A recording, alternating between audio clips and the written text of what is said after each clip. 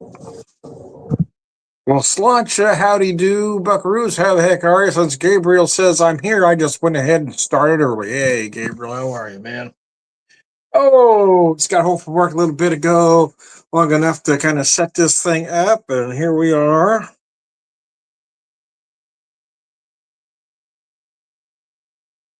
Nine days to Christmas, man. How about that? It's getting close if you celebrate Christmas. If you celebrate something else, that's okay too. Got Hanukkah, Festivus, Kwanzaa, hell, man. Celebrate whatever you want. Why do I care? You don't have to say Merry Christmas. There's a lot of holidays going on this time of year, man. Let me fix that real quick.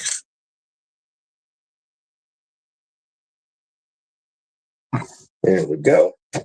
Oh, mercy. Let me get things organized here.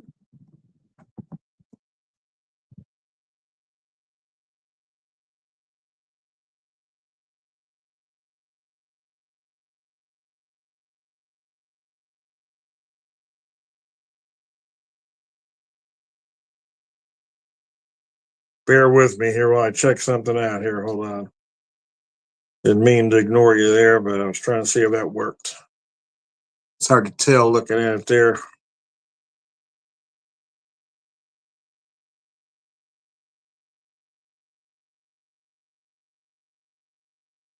There we go. Close enough. How the heck are you? I am Tom the Beer and Whiskey Whisper for the purposes of this video anyway.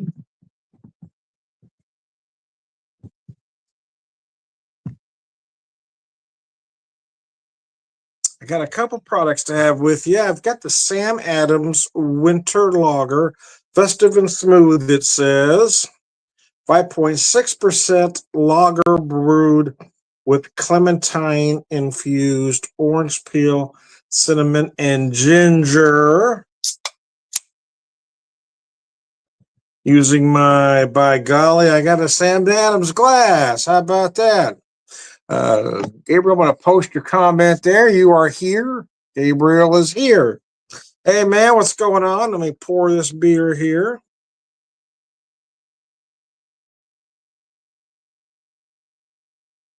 There we go. Lager brewed with clementine infused orange peel, cinnamon, and ginger. How about that? All right. Finish pouring that in there, and I'll show you how pretty that beer looks. I picked up that Sam Adams mix pack at Sam's, of all places. Yeah, it was under $30 for the 30 pack, so I figured, what the hell? And I, quite frankly, I haven't bought one of their mix packs for a while. It's been rather impressive. I'm going to pour some whiskey to go along with it, though, if I can find my glass here. Using my Tiakida glass. I've got some Tiakida whiskey.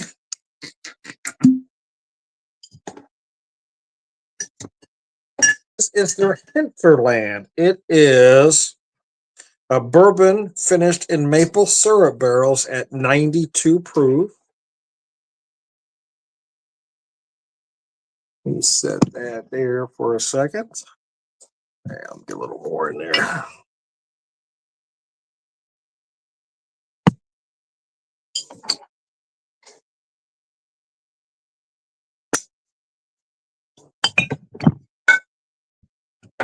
Get my glass here.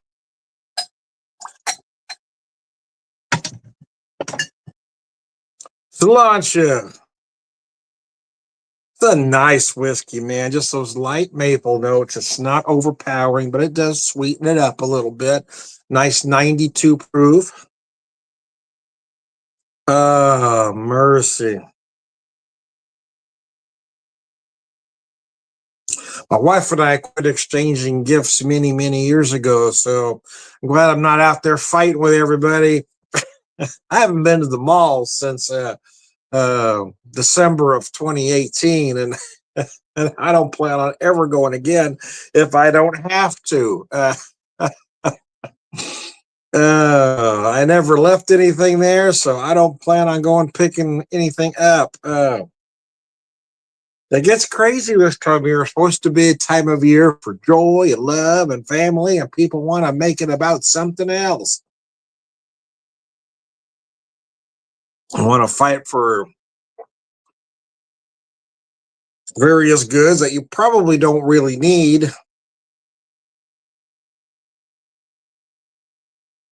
And then there's that supposed war on Christmas. I've already seen a few posts. I don't say happy holidays. I say Merry Christmas. Well, good for you. You can say anything you damn want to, and so can other people. And so many Christians are just narcissistic and egocentric. They think Christmas is a holy holiday this time of year. Everybody say, hey, Merry Christmas. Well, some people are celebrating Kwanzaa and Hanukkah and various other holidays this time of year. Festivus. Festivus is made up, Tom. Well, hell, they're all made up.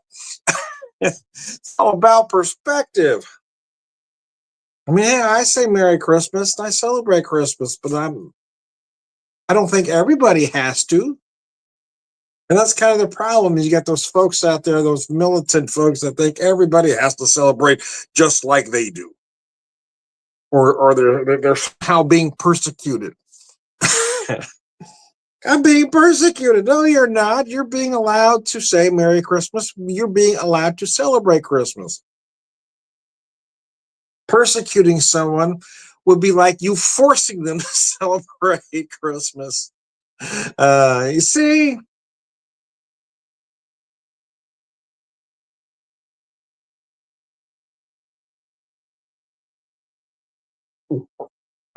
By golly, that's delicious. I will be doing a podcast on Wednesday with some friends, Jersey Johnny and the Beer Samurai. It is the And a Chaser show. It's actually hosted by Jersey Johnny. He sets it up, but the three of us kind of co-host the gig. Jersey Johnny, the Beer Samurai, and myself. This week is comforting cocktails. We do a beer and a whiskey. I don't know. I say pairing, but it's not really a pairing. Sometimes one just plays off of the other. Sometimes for me, I'll do a cocktail or something themed off of the beer. But in this case, they're doing comfort. So I'm going to look for some products I think or could be in the realm of comforting.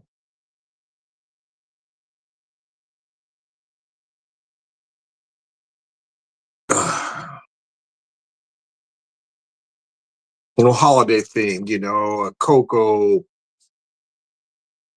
eggnog, that sort of thing.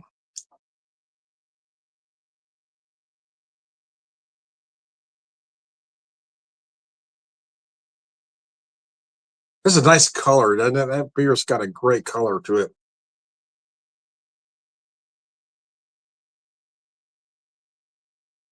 Ah, let me set that down. I'm going to focus on this whiskey a second.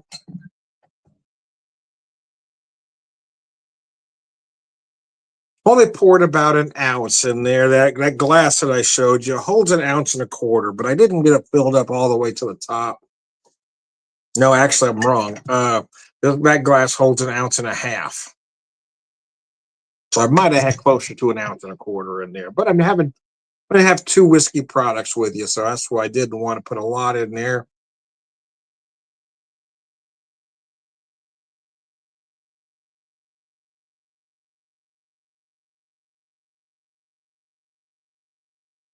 Man, it is just a remarkably easy to drink whiskey, man. It really is. 92. You get that hint of maple in there. Oh, it's just gorgeous, man.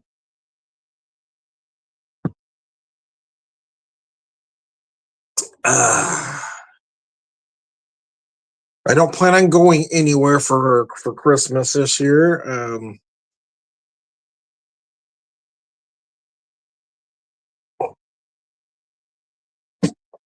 kicking around a couple ideas for dinner. It's just going to be the wife and I most likely. So I did get I picked up a couple lobster tails, so we might do that. But I also have a nice pork loin roast in there that I thought about getting out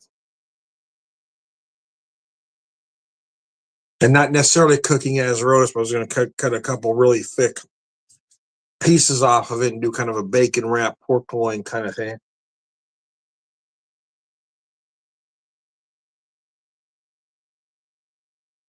Uh,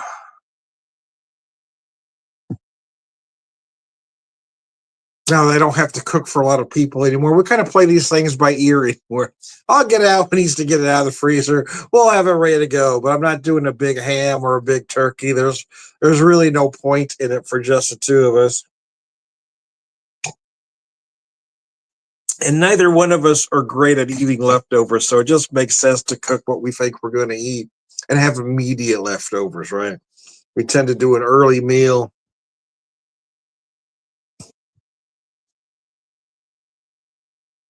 And then you eat the same thing a little bit later, maybe served just slightly different. From our time in Las Cruces and El Paso, sometimes we like to do some Hispanic food, so we may do something along that line for Christmas Eve, maybe.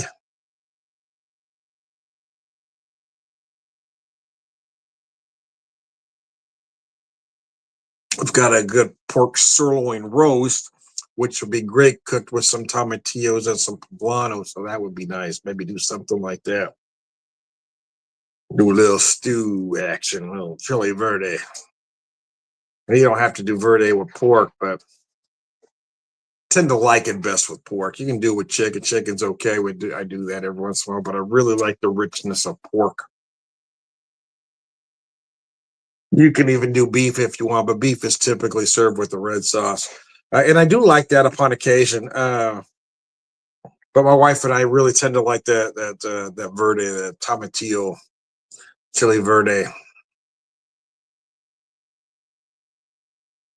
My wife couldn't eat any spicy at all until we moved to excuse me, Las Cruces. We spent about a year there and about a year in El Paso. And even at the time, she thought some things were spicy. But then when we moved back here, everything tasted real bland. But I've kind of learned how to cook with some products to give it the flavor without the spice. For instance, if you keep the peppers whole, you get all the flavor of the pepper without the heat. So when I do my chili verde with the poblanos, tomatillos, I will usually add one jalapeno, drop it in there whole. It gets that flavor of the jalapeno in there without the heat of the jalapeno.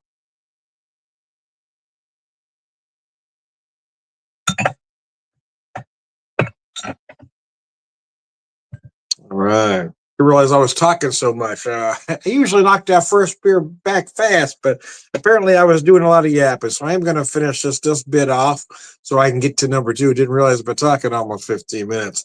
Cilantro.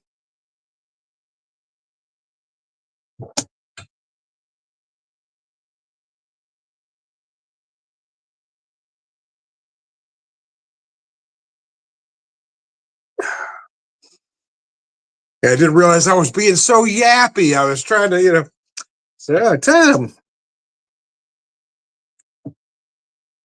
take a breath, man. Take a breath, man, and drink the beer. So let me finish this up so I can pour beer number two and whiskey number two for you.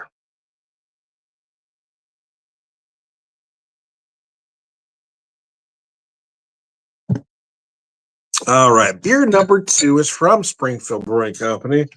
Springfield Brewing and Tiaki Don Distillery are sister companies.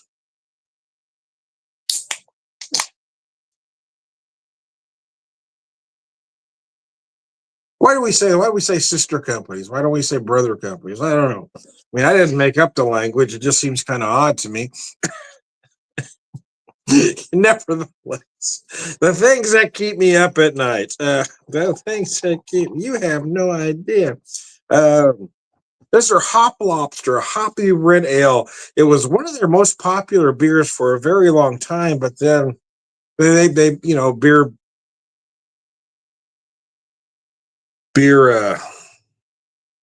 beer trends change, and it went to something else. So they kind of quit making it. The hoppy reds kind of died out, but this beer they brought it back, and I just love this beer. I think they've made a couple changes to it, but it is still absolutely wonderful. It is 5.9%, and I love that they don't call it a red IPA. They call it a hoppy red ale. Ruby red ale with the perfect balance of rich caramel and toasty malt flavors with a big citrusy hop aroma and bite. Many years ago, they did an imperial version of this that was just uh, insanely good, but they haven't done that in a while. I like to be able to convince them to do it again, but I don't really have that much influence. I like to think I do, but I really don't. So I'm going to pour another product here. This is our double barrel rye. Um, and I haven't tried it. Usually when I first buy a product, that's the first thing I do is I have it neat and on the rocks.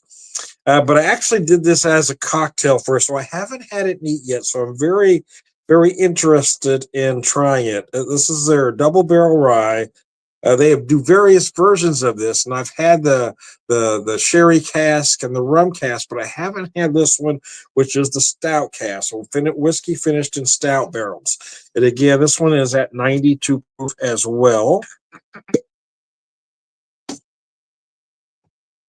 So I'll probably give myself a slightly more generous pour of this. I'm going to get a nice 2-ounce pour in there at least, anyway. Maybe 2 1/4. I want to get a real feel for this one. Neat.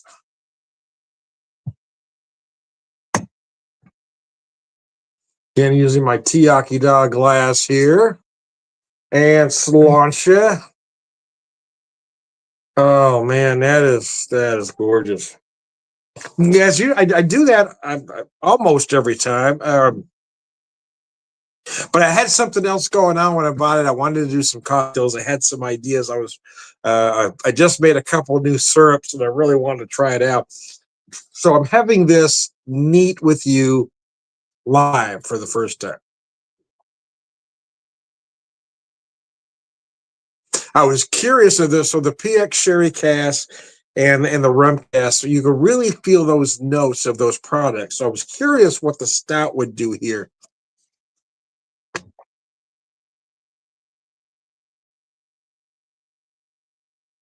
And believe it or not, you can feel those stout notes on the nose. Yeah, it takes it in quite a different direction.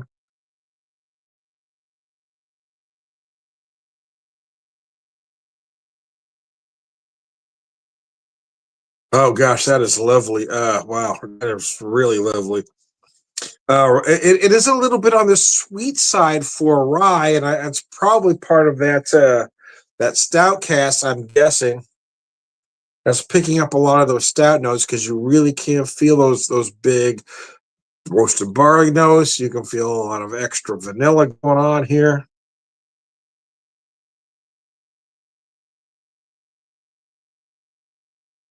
That, my friends, is beyond gorgeous. Wow, man, that's just beautiful, man. I don't care who you are. I don't care who you are. That's just beautiful. Anyway, anyways, I digress. Sláinte. I do love give similar color to the other beer I had, isn't it? I'm about half colorblind. I mean, it looks it's hard for me to tell because it looks different in the screen than it does when I look at it in my hand. So, a big hoppy red. I do love the hoppy red. One of my favorite beers of all time is one that is no longer made. The first time I had that beer, I was in love, man. Uh, Grand Teton Brewing did this Imperial Red, and I believe they called it a hoppy red as well, if I'm not mistaken. I don't think they called it a red IPA, called Pursuit of Hoppiness. That beer was just crazy good, man. I love that beer. Last time I had that beer was back in 2013. So I guess they don't make it anymore, but wow.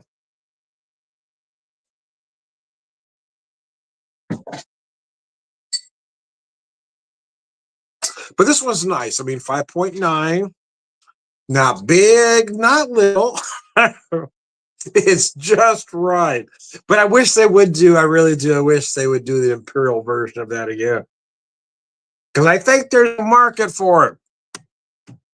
I think there's just enough of us old guys left. There's just a few of us, man. See, here's the thing. We're not going out like we used to.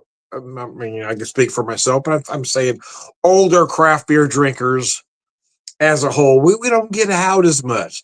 But there are things we like that we will buy. So when we do get out, I mean, if they made that imperial version again, if they put it in a 6 pack, or even though it says it's an imperial, let's say 4 pack, we would buy it. We wouldn't go there very often, but we would definitely go buy it. We would drink it there. We would buy the 4 pack. We would empty the supply that you have of it.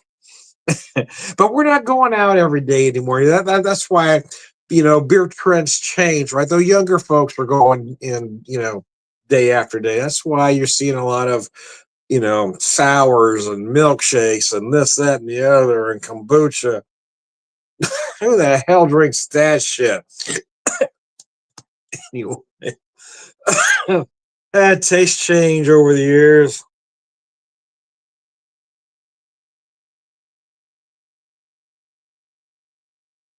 But I'm not gonna take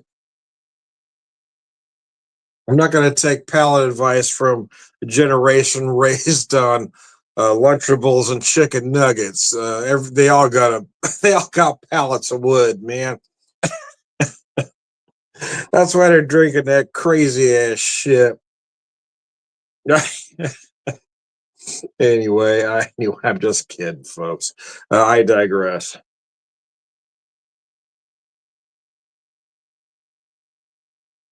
It's really good. I want to show you this bottle here. This is a double barrel rye, Tiaki Distillery, 92 proof, produced and bottled by Tiaki Distillery, Springfield, Missouri. Man, they've really turned it up there, in my opinion. And I think sometimes it's tough to shake old notions. I mean, they had a reputation there. I mean, it's been a decade ago now, to be honest with you, but they had a reputation for just being good, right? Doing basic things, not really jumping out of the box. But the truth is, I mean, Springfield Brewing as a whole has really stepped up their game, but Tiaki Distillery is new, and they're learning. And every time they put out a new product, you're going, oh man, they're really putting some shit together. And I know some folks that work there, both on the brewing side and the distilling side, and I know they're putting their heart and soul into their products. That's why there was a time there where I wasn't going there very often, but I like to go there as much as possible because I really think they're upping their game. I really think that in a lot of ways they're kind of misunderstood. Folks have this preconceived notion of what they were over a decade ago without going back and seeing what they have to offer now. And they're doing some amazing products, man.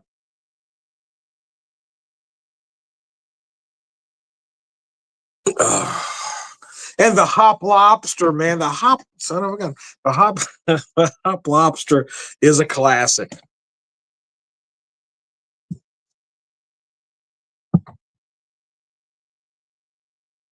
No, I know one of the reasons they quit doing is for whatever reason, crystal malt became sort of a, you know,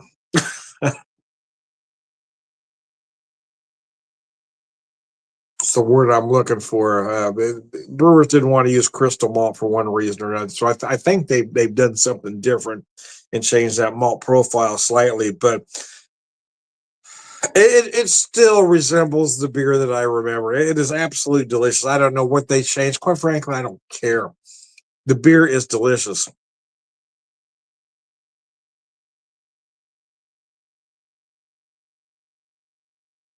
So flavors and aromas. I'm going to put that off to the side for a second. There's just a lot of intangibles about whiskey. And not only the aromas have to be pleasing, it obviously has to taste good, but the mouthfeel, the texture, the viscosity. I mean, everything has to come together in the right way. It's not having specific aromas and flavors, it's having them come together at the right spot on your palate. And that's why a whiskey works. The viscosity, this is just a velvety smooth, very pleasant to drink whiskey.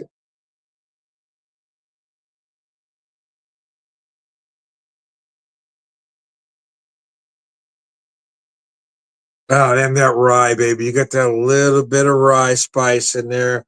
It's a little bit chewy, but it is a little bit sweeter than your typical rye.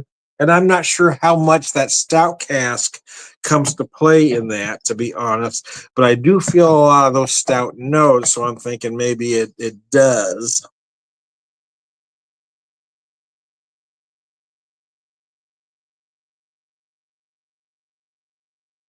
Ah, biscuits.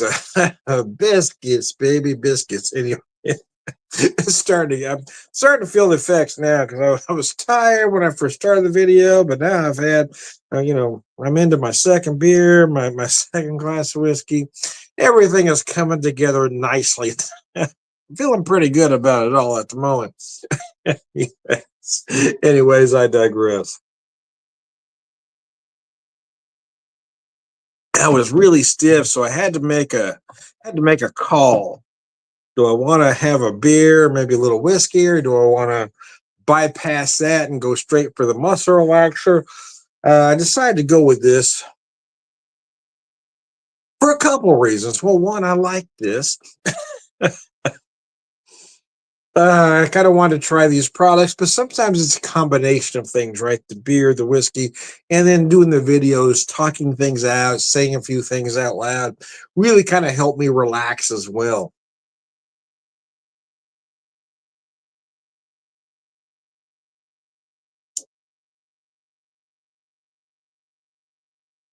Uh, Man, that's beautiful. That's beautiful, man.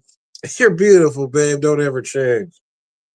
Uh, Channeling my youth, listening to KMET as a youngster. Uh,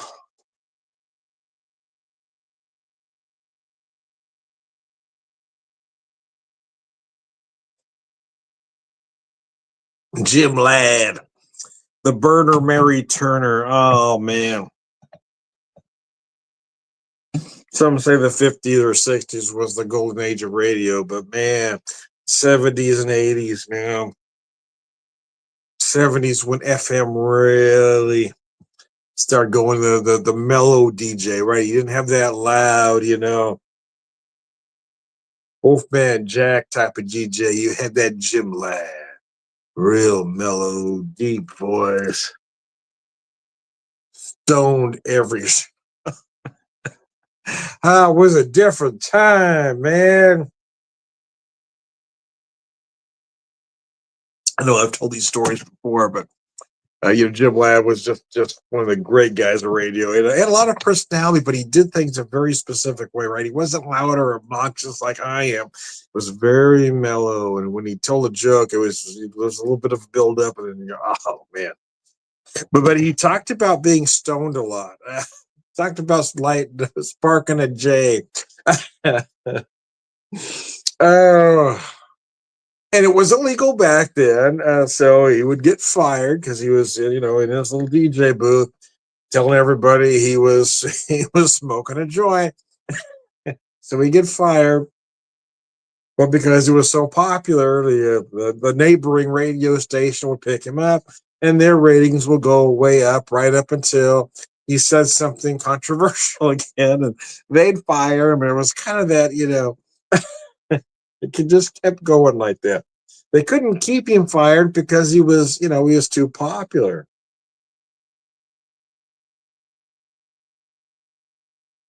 Us kids would follow him around the dial because he was the best DJ of the time.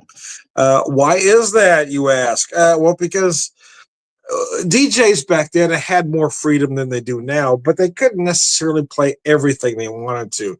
Jim Ladd played whatever he wanted to. Jim Ladd would bring records. I'm saying records, right? Okay, he would bring records from home. Now the radio station I'm guessing had a rather large catalog, and that's what I'm saying to you is he would play things that nobody else would play. Everybody else was playing the same songs from the same artist, and he would take it in a different direction. You might hear the third song from a B side of an album, and you would only know that song if you had bought that album. But he would play you things that nobody else was, and that's why the man was amazing. Now, I will admit, I didn't like necessarily every song he played, but I love that he played different stuff. He wasn't playing that, that AM radio song. He wasn't playing the title cut from the album. They used to do this thing here at one of the radio stations in town, deep cuts. We're going to play a deep cut from Cheap Trick. You know what they played? Dream Police. Dream Police. They refer to Dream Police as a deep cut. The title cut to the album is never, I repeat, never a deep cut. If it's a title cut, it's not a deep cut, man. The song Dream Police isn't a deep cut. Now I can do a lot more on that. I'm going to let it go because my wife is in the room and she's heard me go off on this subject so many times. I will do 10, 15 minutes on on why that radio station pissed me off and how that title cut is not a deep cut. So I'm gonna bring it back. I'm gonna bring that back a second, but uh,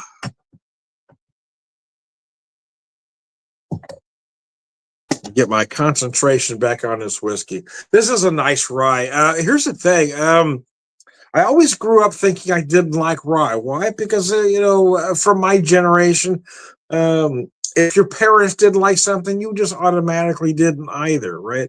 But then I started, and I got got older, and I started trying things on my own. But it's really only been in about the last maybe 3 or 4 years that I've really gotten into rye whiskeys. And when we made when my wife and I went on vacation this year to Columbus, we made a stop in Indianapolis and on to Columbus. I did buy several rye whiskeys because I've got to where I kind of understand them and enjoy them. Now, I'm still basically a bourbon guy, so I don't want that to be lost. But I do like rye whiskey. I also like the new American single malt category. A lot of these whiskeys are doing, or a lot of these smaller distillers are doing great single malt whiskeys. But yeah, the ryes, I find myself buying some ryes because I like the complexity of a rye. They're great in the Manhattan, they're great in old fashioned, but they're also great. The great neat, man.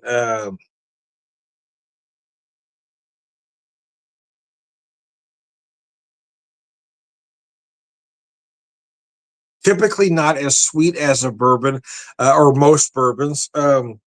This one is very interesting, though. I do love those stout notes. So you really can taste them. Anyway, I'm going to wrap this up. I am Tom, the Whiskey Whisperer, Whiskey Evangelist, prolific whiskey drinker, purveyor of wisdom, and let's set that down and show you this bottle one last time. A double barrel rye.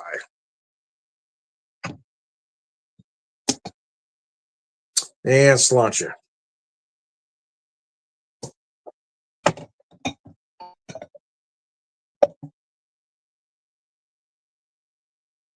Oh, mercy. I'm also Tom, the Beer Whisperer. Hey, man, the Hop Lobster Springfield Brewing Company. I'm Tom, the Beer Whisperer, Beer Evangelist, prolific beer drinker, purveyor of wisdom, and